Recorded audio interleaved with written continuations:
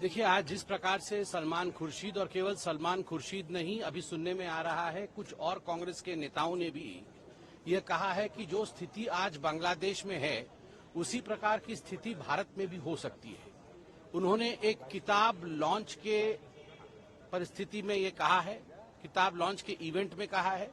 जो किताब का लॉन्च था उसका शीर्ष था the future of Muslims in India, Shikwae Hind Mujibur Rahman द्वारा लिखा हुआ ये किताब था। उसमें भारत में एक तरह से प्रोटेस्ट होंगे, भारत में आगजनी होगी, जो बांग्लादेश में हुआ है वो भारत में होगी, इसकी चेतावनी कांग्रेस पार्टी की तरफ से सलमान खुर्शीद जी ने दिया है।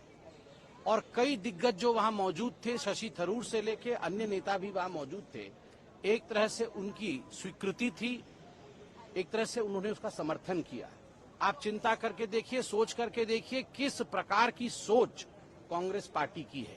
आज मुझे याद आता है जब पार्लियामेंट में खड़े होकर राहुल गांधी कहते थे कि इस देश में आग लगेगा, इस देश में दंगे होंगे, इस देश में प्रधानमंत्री जी के ऊपर हमला होगा। तो वो क्यों कहते थे?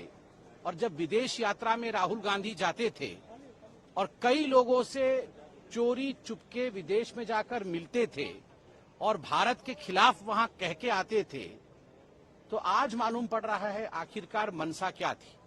यह बहुत ही गंभीर विषय है।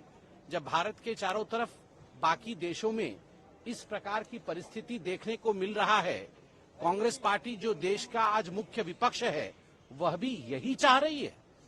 चुनाव में जीत नहीं पा रहे हैं, तो चुनाव में जीत नहीं पाने के कारण अपना खीज बैक गेट से इस प्रकार की अराजकता को फैला करके हिंदुस्तान को बर्बादी की ओर लेने की कोशिश जो कांग्रेस पार्टी की है वो आज जनता के सामने उजागर हो चुकी है। भारत विकास के पथ पर आगे बढ़ रहा है और निरंतर मोदी जी के नेतृत्व में विकास के पथ पर अग्रसर रहेगा।